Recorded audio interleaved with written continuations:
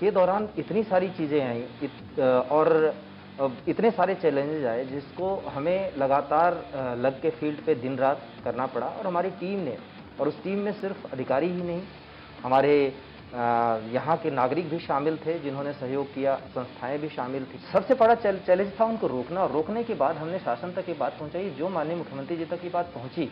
He has faced that difficulty, he has seen that phase. आप जहाँ जहाँ DM रहे हैं, आपको एकदम बुलडोजर मैन के नाम से जाना था। जहाँ जाते हैं आप वहाँ पे तोड़ फोड़ शुरू कर देते हैं। वहाँ का माफिया, वो माफिया टाइप का आदमी है, क्रिमिनल है।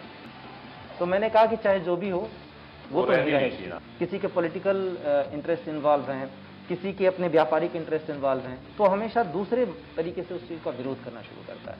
वो अगर सही सही पब्लिक तक पहुंचे, और गवर्नमेंट कोई भी होती है वो योजनाएं बनाती है लोअर लेवल के लोगों के लिए। 2005 बैच के आईएएस अफसर आंजनेय सिंह इसमें प्रदेश और देश में चर्चा का केंद्र बने हुए हैं। क्यों, ये हम आपको बताएंगे, लेकिन पहले हम आंजनेय सिंह से आपको मिलवाते हैं। सर, इंडिया न्यूज में आपका और मैडम का, दोनों लोग का बहुत स्वागत है। पहले तो हम लोग कोविड की बात करते हैं। सर, कोविड की लड़ाई जो है वो बहुत बड़ी लड़ाई है, और मैं समझता हूं कि रामपुर भी इससे अछूता नहीं है। अभी भी वो प्रकोप जो है जारी है। बहुत सारे काम आपने किए होंगे, कैसे कैसे आपने अपने जिले को बचाने का काम किया? कोई ऐसी घटना आपको अगर याद हो जिसने मन को छू लिया? बहुत सारे टेलीफोन आते होंगे, कोई आपने एक सेंटर बनाया होगा जहां पे रात बिरात 24/7 फोन आते होंगे। बहुत सारे जो है अलग अलग जिले, बहुत सारे अलग अलग जगहों से लोग आ रहे होंगे, उनकी तकलीफें आपने देखी होंगी। तो इस लड़ाई को कैसे लड़ा आपने? देखिए, ये जो आपदा आई है ये हमारे लिए बहुत बड़ा सबक थी, और एक दो घटनाएं क्या, इतनी सारी चीज़ें हैं इसमें कहने सुनने को जो हमें ज़िंदगी भर याद रहेंगे। लॉकडाउन से लेके और अभी तक हमारी वो लगातार उसके साथ लड़ाई जारी है।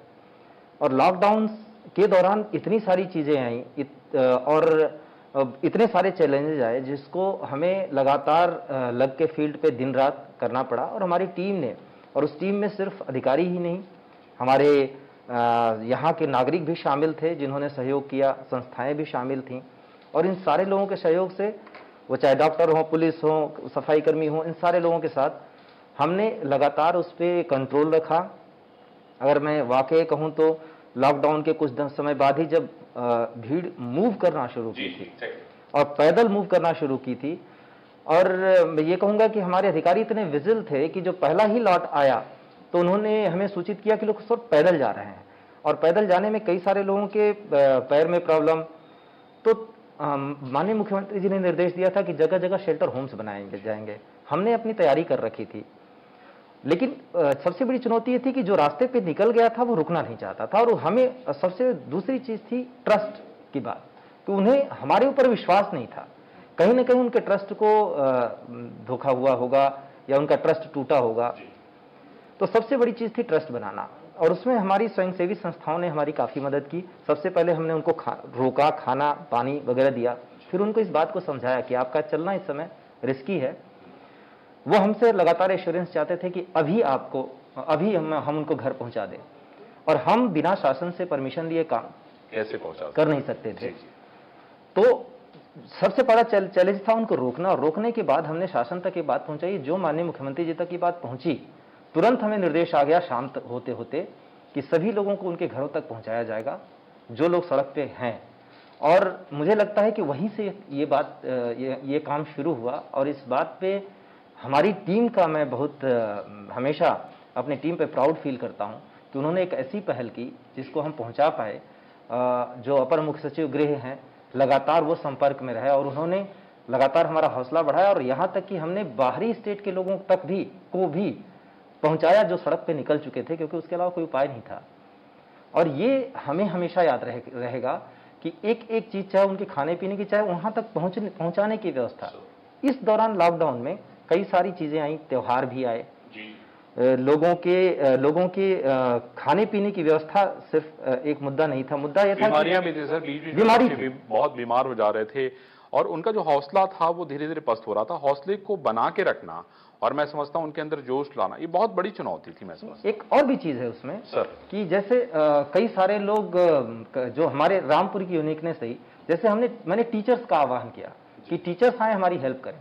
अब आपने देखा होगा बहुत सारी जगहों पे रेजिस्टेंस था कि टीचर्स कह रहे थे कि हमें क्यों ड्यूटी पे लगाया जा रहा है। हमारे यहाँ जो 24/7 का कंट्रोल रूम है एक्चुअली में 24/7 चला और वो हमारे टीचरों ने चलाया। बहुत ही शानदार। और लगातार की ड्यूटी 12 फोन काम करते थे, उसकी क्वालिटी चेक हम करते थे। और ये भी गवाह रही है कि रात के 2 बजे फोन किया, मैं इनसे सवाल पूछूंगा रात के 2 बजे फोन करता हूं उनसे कि मैं फला पीड़ित हूं, जरा आप बताओ। और दे पेशेंटली, मतलब उन्होंने बहुत धैर्यपूर्वक हमारी बात सुनी, उन्होंने जवाब दिया। ये हमारा लगातार क्वालिटी चेक भी चल रहा था, हमने कंट्रोल रूम बिछा रखे थे। तो जो एक अनुभव था कि एक तो हमने, जैसा मुख्यमंत्री जी ने कहा था कि कंट्रोल रूम एक्चुअल में कंट्रोल रूम चलना चाहिए, उसको हमने एस्टेब्लिश किया। दूसरा, एक हमारा ध्यान गया, हमारे जो महिला अधिकारियों ने हमें इस बात को का एहसास कराया कि महिलाओं की विशेष समस्या होती है, उसके लिए हम क्या कर रहे हैं। तो हमने फिर महिला कंट्रोल रूम तुरंत एस्टेब्लिश किया। बहुत ही बढ़िया। और सिर्फ इतना ही नहीं, आप कभी भी कंपेयर करेंगे तो देखेंगे कि लॉकडाउन के दौरान बाकी जगहों पे जहां चीजों के दाम बढ़ रहे थे, रामपुर में घटाया हमने। और एक एक चीज का, वो चाहे आलू हो, चाहे चीनी हो, रोजमर्रा की चीजें में काम आने वाला आटा हो, चावल हो, यहां तक कि सैनिटरी पैड के भी दाम हमने जो 32 रुपए का था उसको घटा के 24 रुपए लिया। तो कालाबाजारी जो हो रही थी उसको नियंत्रित करने के लिए आपने कोई मैकेनिज्म बनाया? कैसे? सिर्फ कालाबाजारी ही नहीं, मैं तो ये कह रहा हूं कि जो सामान्य दिनों में मार्केट में जो चीज 30 रुपए 32 रुपए की बिक रही थी, उसको हमने 24 रुपए में लिया। इसमें व्यापार मंडल के लोगों ने हमारा बड़ा सहयोग किया। अच्छा, एक चीज और भी देखेंगे कि इस महामारी में साबुन का बड़ा रोल है कि लोगों को हम हाथ धोने को कह रहे हैं। हमने 2 काम किए। यहाँ पे जो डिस्टिलरी थी उसके मदद से हमने सैनिटाइजर बनवाया, हैंड सैनिटाइजर। और जो हैंड सैनिटाइजर मार्केट में 50 रुपए से लेके 60 रुपए तक का मिल रहा था, उसको हमने 20 रुपए में पब्लिक तक डाल दिया। और वो कंट्रोल की दुकानों के थ्रू, जो मैक्सिमम प्राइस की दुकान है। साबुन का 3 का सेट बनाया, उसको 11 रुपए में 12 रुपए में लोगों तक पहुंचा दिया, जिसका सेट का दाम 20 रुपए पड़ता था। तो व्यापार मंडल के लोगों ने सहयोग किया। एक और यूनिकनेस है कि हमारे जनपद में लोगों से जो आह्वान किया गया, लोगों ने पीएम केयर फंड में डाला, मुख्यमंत्री राहत कोष में डाला, और जनपद का अपना फंड 1 करोड़ से ज्यादा का क्रिएट हो गया, खाली 500 1-1 हजार के कंट्रीब्यूशन से। लोग घरों में रहकर कर रहे थे। तो सबसे बड़ी चीज थी कि प्रशासन पे उनका विश्वास था, हम फील्ड में दिख रहे थे। लोग इस बात को, इस भरोसे को लोगों ने कायम रखा। कोई भी व्यक्ति शायद ही होगा जो भूखा सोया, और यहां तक कि अगर किसी ने फोन कर दिया कि हमारे पास खाना, मतलब राशन भी नहीं है और खाना बनाने का भी नहीं है, तो हमारी स्वयंसेवी संस्थाएं वहां तक पहुंच गई। और यहां पे एक और बड़ी चीज मुझे देखने को मिली कि जो भी एक दूसरे का विरोध होता है, वो चाहे राजनीतिक हो चाहे सामाजिक हो, कहीं दिख ही नहीं रहा था। एक प्रशासन, बढ़िया कोऑर्डिनेशन आपने किया। बिल्कुल। तो वो एक नहीं, हमारी टीम ने, पूरी टीम ने नीचे से लेकर ऊपर तक लगी। और सामान्य दिनों में हम कहते हैं कि फला अधिकारी हो सकता है खराब हो, इस दौरान सारे लोगों ने जिस एकजुटता के साथ काम किया है वो बहुत, यानी आपकी टीम ने शानदार काम किया। इसकी वजह से परिणाम ये रहा कि रामपुर बहुत चर्चित नहीं रहा, खासतौर पे कोविड को लेकर। मैं समझता हूँ मैडम, आपने कैसे इनकी मदद की? मतलब ये तो 24/7 लगातार टेलीफोन पे रहे होंगे, फील्ड में रहे होंगे, आपके क्या सजेशंस थे जिसको इन्होंने फॉलो कर लिया? शायद मैं समझता हूँ ज्यादा बेहतर काम करने में, क्योंकि आप भी कोविड से लड़ रही हैं। मैं समझता हूं कि बहुत सारी चुनौतियां देख रही हैं, दुनिया भर की ऐसी नेगेटिव खबरें लगातार टेलीविजन पे व्यक्ति देखता रहता है। कैसे मदद की आपने इनकी कोविड की इस लड़ाई में? देखिए, पहले तो मतलब कोविड का एट होम हमें घर पे ही बहुत ज़्यादा मतलब हमें प्रिकॉशन लेना पड़ा। और घर पे इनफैक्ट हमने मतलब इनफैक्ट ये बहुत ही ज़्यादा, बाहर भी बहुत ही प्रिकॉशन। इन्होंने मुझे आने से पहले बताया कि हम लोग समझ लो घर से निकाले नहीं गए खाली, लेकिन हम लोग को बाहर ही समझ लो। नहीं मतलब ये है कि ये खुद से ही बहुत ज़्यादा, बिकॉज बच्चों का इनको है तो खुद से ही बहुत ज़्यादा प्रिकॉशन लेते हैं।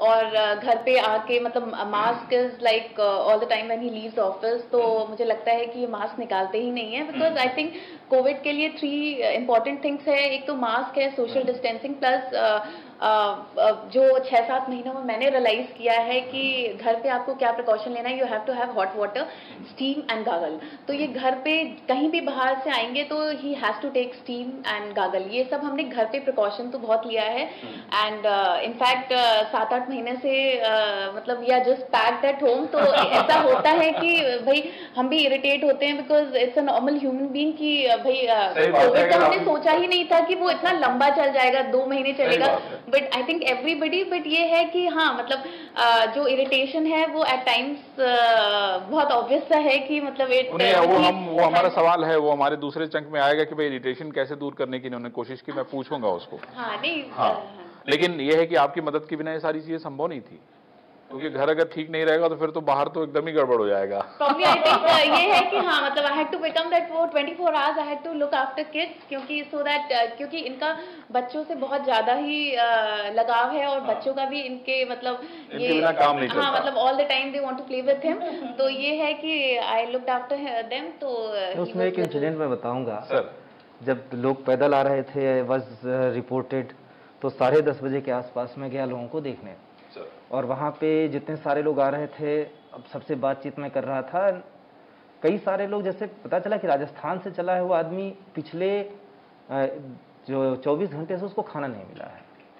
तो सब लोगों को लगाया, मैं 11 बजे रात को करीब आया। ये मुझको लगता है कि लॉकडाउन के 1 हफ्ते बाद की बात है। मैं जनरली आता हूँ तो पहले बाथरूम में नहा धो के फिर उसके बाद सब कुछ करने के बाद स्टीम लेने के बाद बाहर आता हूँ। वही प्रोटोकॉल है। जब मैं बाहर आया एंड शी केम रनिंग 11 बजे। Sorry to interrupt but I just remember the incident.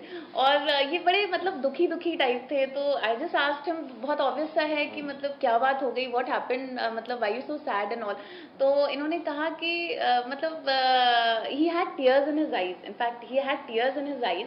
तो मैंने कहा कि क्या बात हो गई, may be you know he has faced that difficulty, he has seen that phase. मतलब कभी कभी जैसे हमारी बातें होती हैं तो ये कहते हैं कि because we have never seen, मतलब विद गॉड ब्लेसिंग हमने वो देखा नहीं है, तो शायद हम वो चीजें इतने अच्छे से रियलाइज नहीं कर पाते हैं कि हाँ मतलब यार दिस पर्सन मतलब राजस्थान से कैसे आया है, कैसे मतलब उसने, but he takes it very मतलब एवरीथिंग टू मतलब बहुत नजदीकियों से, जैसे you know very close to that thing. तो in fact that day I think he wanted to narrate that incident only. तो वही उस दिन और काफी ही हैड टीयर्स। तो मतलब ये कहने कि यार मतलब जस्ट इमेजिन कि हमारी life and just compare our life with them, और तुम कहती हो कि तुम बोर हो रही हो कोविड में and you getting irritated, think about them, मतलब उनकी क्या लाइफ है, वो तो राजस्थान से आ रहे हैं। सर आपने राजस्थान के उनके लिए क्या किया? जितने सारे लोग आ रहे थे उसी दिन हमने शुरुआत की थी इन सारे लोगों को शेल्टर होम में डालने की, और फिर हमने संपर्क किया शासन को, हाँ सारी चीजें। लेकिन देन जब इन्होंने मुझको उस कंडीशन में देखा, शी टोल्ड कि आप जाइए, यू हमारे तरफ से आप एकदम रिलैक्स रहिए एंड सारी चीजें मैं संभाल लूंगी, यू डू फॉर देम। तो वो ताकत आपने दी, बहुत बड़ी ताकत है, वाकई बहुत बड़ी ताकत है, नहीं तो बड़ा कठिन होता है कि बच्चों की प्रॉब्लम नहीं है, मैं देख लूंगा। सर कोई एक तो ये राजस्थान की घटना हो गई, कभी किसी ने दवा के लिए कंट्रोल रूम में फोन किया या आपको डायरेक्ट फोन कर दिया हो, जिसका परिवार बाहर रहता हो, माँ बाप यहाँ रहते हो, कोई ऐसी घटना, कोई ऐसा? ऐसे 1-2 नहीं, सैकड़ों एग्जाम्पल हैं, और वो कई बार बाहर भी आए। जैसे हमारा कंट्रोल रूम है, उसमें हमने 6 एम्बुलेंस रखे थे, 3 दिन के लिए 3 रात के लिए। और कई बार ऐसा होता था कि अचानक से इमरजेंसी आई, जैसे कोई कैंसर का पेशेंट है, कोई इनफैक्ट डिलीवरी का केस सबसे बड़ी इंपॉर्टेंट थी, और ओपीडी बंद थी हॉस्पिटल्स में। तो कई बार ऐसा हुआ कि रात में उन्होंने फोन किया, हमने उनको अपने एम्बुलेंस से, और वो एम्बुलेंस सरकारी नहीं थे, जो 6 एम्बुलेंस रखे थे वो प्राइवेट लोगों के एम्बुलेंस हमने लोगों को लगा रखे, उन लोगों ने खुद दिए जी। और उसमें एक चीज तय थी कि जो दे सकता है आप उससे लोगे एम्बुलेंस का चार्ज, अदरवाइज वो हमारे पे आता है। तो वो हम अपने कोविड फंड से जो हमने लोकली जनरेट किया था उससे लोगों की मदद करते थे।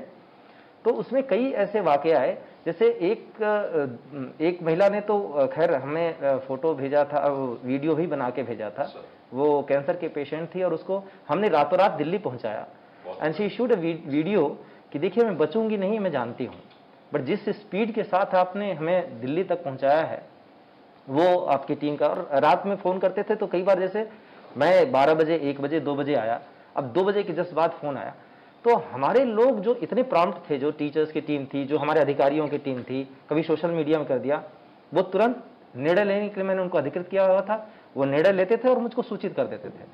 तो कई बार तो ऐसा हुआ, जैसे मेरा स्टेनो है, इसने कई अपने लेवल पे जो देखते थे कि मैं इतना ज़्यादा चीज़ों को मैनेज कर रहा हूँ, तो अपने ही लेवल पे इन्होंने सॉल्व किया। तो कई बार तो मुझे जब पता भी नहीं चलता था, लोगों के थैंक्स आते थे, तब मुझे पता चलता था कि अच्छा उनका काम हो गया। और ये एक दो नहीं, बहुत सारे एग्जाम्पल्स हैं। एक महिला का को पहुंचाना था दिल्ली, उनके कैंसर की पेशेंट थी और वो रास्ते में उनकी मौत हो गई, लेकिन उनके परिवार वाले आके उन्होंने हमें मैसेज भेजा, वीडियोस भेजा और ये कहा कि चाहे भले मर गई, पर हमें इस बात का संतोष है कि हमें आधे घंटे के अंदर आपने एम्बुलेंस प्रोवाइड करा दिया और हम लास्ट मिनट तक ये मलाल नहीं रहेगा कि हम उनके लिए कुछ कर नहीं पाए। और इसी तरह हमने सारे जो लोग जिनका बरेली से या मुरादाबाद से इलाज चलता था, उनके लिए किसी की दवा गाजियाबाद से ले आना, और वो कैंसर का सब कोऑर्डिनेशन से किया। ये हमारे जो फार्मासिस्ट एसोसिएशन के लोग हैं, जो मेडिकल स्टोर के लोग हैं, वो खुद चल के आ गया है कि सर हम ले आएंगे। और फिर वहाँ हमने एसोसिएशन से बात की उनके, और वो तब जबकि सारे चीज़ें बंद थी, हमने डीएम गाजियाबाद से बात की, डीएम मेरठ से बात की और एसोसिएशन से बात की। एसोसिएशन के जिस पर्सन से मेरी बात हुई, जो सचिव हैं प्रदेश लेवल के, उन्होंने कहा कि सर आपने अप्रोच किया है, रामपुर में कोई भी दवा की कमी कभी नहीं होने देंगे, और चाहे हमें भुगतान बाद में मिले। और एक्चुअल में उन्होंने नहीं होने दिया। तो ये हमारे अप्रोच करने की बात है। वाकई अब आदमी कोशिश ही नहीं करेगा तो फिर कामयाब होने की गारंटी एकदम नहीं है। सर, मैं आपके अतीत को पढ़ रहा था। आप जहां जहां डीएम रहे हैं, आपको एकदम बुलडोजर मैन के नाम से जाना था। जहां जाते हैं आप वहां पे तोड़फोड़ शुरू कर देते हैं, चाहे बुलंदशहर रहा हो, चाहे फतेहपुर रहा हो, और रामपुर तो उसका सबसे बड़ा उदाहरण है। तो मुझे ये बताइए कि ये ऐसा क्यों, मतलब मैं समझता हूं कि ये जो बुलडोजर मैन की खिताब दिया जा रहा है आपको कि भाई आप जाके सारी चीजों को अतिक्रमण हटाओ अभियान शुरू कर देते हैं। देखिए, वो इसमें एक चीज है, सबसे ज्यादा अगर कोई कहीं पे इस तरीके का काम हुआ है तो है फतेहपुर। और फतेहपुर में आपको हैरानी होगी कि आज की डेट में ये आप जब भी जाएंगे तो आपको पूरा फतेहपुर बदला हुआ मिलेगा। मैंने इसीलिए आपसे कहा, मैंने फतेहपुर का विशेष तौर से इसीलिए नाम लिया। लेकिन फतेहपुर के लोगों से जब आप पूछेंगे तो जैसे जनरली क्या होता है कि उन्होंने खुद अपने घर तोड़े हुए हैं और उनके यहाँ ज्यादा टूट फूट होना ये चाहिए कि उस अधिकारी को लेके एकदम से उनके दिमाग में अलग तरीके की चीज होनी चाहिए, नेगेटिव होना चाहिए। आप पूछेंगे तो वो हमेशा पॉजिटिव बनेंगे। ये एक ऐसा नासूर है जिससे सारे परेशान रहते हैं, चाहे भले उन्होंने भी खुद भी किया हो तो। और बड़ा इंटरेस्टिंग शुरुआत इसकी हुई कि हम ये बुलंदशहर में भी हमने किया था। बुलंदशहर में कई सारी चीजें हुई थी, लेकिन जो पॉजिटिविटी मैंने फतेहपुर में पाई इसको जनता की, और इसीलिए उस चीज को खास तौर से मैं कहना चाहूंगा कि नाले पे लोगों ने दुकानें बना ली, करीब 15-20। मुझको सूचना मिली, मैंने कहा कि जाओ देखो। जो भी देखा उन्होंने कहा कि सर अवैध है, लेकिन वो वहां का माफिया है, वो माफिया टाइप का आदमी है, क्रिमिनल है। तो मैंने कहा कि चाहे जो भी हो वो तो नहीं रहेगा। हमारी पैमाइश वगैरह सब चलती जा रही थी और नाले की जमीन थी, सबको पता था। देन सडनली संडे को मुझे खबर मिली कि उसने तो स्लैब भी डाल दिया। अच्छा। मैंने एसडीएम से कहा कि जाओ पूरे एनक्रोचमेंट की शुरुआत करो, एंटी एनक्रोचमेंट अभियान की, और उसको गिरा दो। अगर वो गलत है तो गिरना चाहिए, प्रोसीजर फॉलो जरूर करना। प्रोसीजर्स फॉलो किए गए, उसको गिरा दिया गया। तो लोगों की धीरे धीरे डिमांड बढ़ी, उनको लगा कि डिमांड बढ़ी कि नहीं, इसके आगे भी आप चलिए। वहां के जो विधायक और वहां पे से जो मंत्री हैं, उनका भी एस्टेब्लिशमेंट उससे थोड़ी ही दूर पे आ रहा था और बाहर सड़क की तरफ निकला हुआ था। जब पैमाइश हुई, उनको बताया गया तो उन्होंने फिर मुझको फोन किया। उन्होंने कहा कि आप सीरियस हैं इसको लेके? तो मैंने कहा सर बिल्कुल सीरियस हूं। उन्होंने कहा तो फिर आपको सपोर्ट करते हुए सबसे पहले मैं अपना गिराता हूं। और उन्होंने गिराया, उसके बाद से सारे लोगों ने करना शुरू किया। देखिए, ये सबसे बड़ी समस्या इसलिए कि एक तो एक्सीडेंट ज्यादा होते हैं, दूसरे एक सीरीज से सारी चीजें रहती है तो सबको सहूलियत होती है। कानून कोई ना तोड़े और सारे उसके दायरे में रहें तो सबको सहूलियत होती है। तो सर, आपने जब यहाँ इस काम की शुरुआत की, बहुत सारे आपके पास शिकायतें शुरू हुई, किसानों ने इसकी शुरुआत की, पहले 26 शिकायतें आई, उसके बाद जब आपने कार्रवाई शुरू की तो उसके बाद लगातार बाढ़ सी आ गई, शिकायतें बहुत सारी आने लगी। तो आपने क्या रामपुर में भी ऐसा होते हुए देखा? क्योंकि यहाँ पे जिस तरीके से जमीनों पे कब्जे एक प्रभावी नेता के द्वारा जिस तरीके से उनका जो पूरा नेक्सस तोड़ने का काम किया, बहुत आसान बात नहीं है। वो कैसे कर पाए आप? क्योंकि ये कोई एक बड़ी चुनौती है और मैं समझ सकता हूं कि ये इसके लिए बड़े हिम्मत की बात है, इसके लिए बड़ी हिम्मत चाहिए। तो वो कैसे किया, कैसे तय किया आपने, और किस तरह के दबाव को आपने झेला? मैं वो बड़ा थोड़ा विस्तार से मुझे बताइए। देखिए, एक चीज है, ये एक बड़ा, हम बड़े कॉम्प्लेक्स सोसाइटी में रहते हैं। जब कोई एक्शन होता है तो उसका रिएक्शन आप तुरंत पॉजिटिव उम्मीद नहीं कर सकते तब तक जब तक पब्लिक को रिजल्ट ना पता चले। और इसमें सबसे बड़ी बाधा क्या है? Trust deficit. अधिकारियों पे या एस्टेब्लिशमेंट पे या सिस्टम पे लोगों का ट्रस्ट बहुत ज्यादा नहीं रहा है। तो ट्रस्ट डेफिसिट ये चीजें क्रिएट करता है कि लोग उस चीज को हमेशा पॉजिटिव तरीके से नहीं देखते हैं। दूसरा, उसमें मिक्सचर होता है, मैंने कहा कॉम्प्लेक्स है। किसी के पॉलिटिकल इंटरेस्ट इन्वॉल्व हैं, किसी के अपने व्यापारिक इंटरेस्ट इन्वॉल्व हैं, तो हमेशा दूसरे तरीके से उस चीज का विरोध करना शुरू करता है। पर आम पब्लिक जिसको पता है कि यह गलत है, वो हमेशा उस चीज को उसी तरीके से देखती है। ये मैंने पूरे अपने अनुभव में जाना है। वो हमेशा आपको, आपकी हिम्मत को बढ़ाने का काम करती है। बिल्कुल, लेकिन सबसे बड़ी बात है कि पब्लिक आगे आए क्यों? आपको कार्रवाई करने का अधिकार गवर्नमेंट ने आपको दिया है, नियम कानून को लागू करने का अधिकार गवर्नमेंट ने आपको दिया है, आपको प्रोसीजर्स दिए हैं, दायरे दिए हैं, कोर्ट्स आपकी सपोर्ट में है, लेकिन बशर्ते आप एक नियम कानून के दायरे में चीजों को करें। ऑब्वियसली नियम तो सबके लिए बराबर है। यहाँ पे जो शुरुआत हुई वो पीडब्ल्यूडी की रोड पे एक गेट बना हुआ था, वो एकदम लो बीम गेट बना हुआ था। और मैं एसपी के साथ जा रहा था तहसील दिवस पे, समाधान दिवस पे, तो उस समय तत्कालीन एसपी के द्वारा मुझे दिखाया गया कि देखिए साहब, ये भी देख लीजिए। तो यूं ही मैंने कहा, अरे ये कैसे हो सकता है? मैंने गाड़ी रुकवाई, उसको देखा, फिर मैंने कहा कि ये रोड किस चीज की है? नगरपालिका है? कहा गया पीडब्ल्यूडी रोड है। अब पीडब्ल्यूडी रोड पे कोई लो बीम गेट बना दे। फिर उसके बारे में आके मैं जब इंक्वायरी की तो पता चला कि इस गेट की वजह से बहुत सारे हादसे हो चुके हैं। जैसे ट्रैक्टर पे कोई किसान लेट के जा रहा है, तो वो पार ही नहीं कर पाएगा। तो मैंने फिर एसपी से पूछा कि पुलिस रिकॉर्ड में ऐसे चीजें होंगी? तो पता चला कि नहीं, रिकॉर्ड में तो कुछ नहीं है। 3 दिन खंगलवाने के बाद पता चला रिकॉर्ड में कुछ नहीं है, सारे रिकॉर्ड निकलवा लिए। तो मतलब ऐसे केसेस दर्ज ही नहीं हुए, जबकि लोग बता रहे हैं कई सारे इंसिडेंट, मीडिया रिपोर्ट्स भी लोगों ने दिखाई कि ऐसे एक्सीडेंट्स हुए हैं। फिर मैंने जब इसकी इंक्वायरी की तो पता चला कि 1 साल पहले ही, मतलब 6 महीना पहले ही इसका ऑर्डर, 1 साल पहले इसका ऑर्डर हो चुका है इसको ध्वस्त करने का, और उसके बावजूद ध्वस्त नहीं हुआ है। प्रोसीजर पूरा है, ध्वस्तीकरण के ऑर्डर का पूरा प्रोसीजर है, लेकिन ध्वस्त नहीं हुआ है। मतलब कि ये गलत है कानूनन और इसको हटना चाहिए। बहुत ही। फिर मैंने सारी टीम को बुलाया, मैंने कहा कि जो आदेश है आदेश का पालन, और फिर उसको गिरवा दिया गया। लेकिन उसके पीछे ये चीज थी कि ये सरकारी पैसे से बनाया हुआ है, तो ऑब्वियसली सरकारी पैसे से कोई चीज गया है तो उसका प्रोसीजर एक अलग होता है कि इसकी रिकवरी कैसे होगी। ऑब्वियसली रिकवरी कैसे तो वो प्रोसीजर हमने पूरा तैयार किया कि इसकी रिकवरी किससे की जाएगी, कैसे की जाएगी, और उसको गिराया। लेकिन अब इसी के साथ फिर तुरंत सूचना आई, शिकायत जो पड़ी हुई थी, मैंने कहा ऐसी कितनी शिकायतें हैं, तो उसमें देखा गया कि एक सरकारी गेस्ट हाउस बना हुआ है, उसको अपने कब्जे में, विद्युत उपकेंद्र है उसको कब्जे में, पूरी जमीनें उस तरीके के रास्ता उस कब्जे में।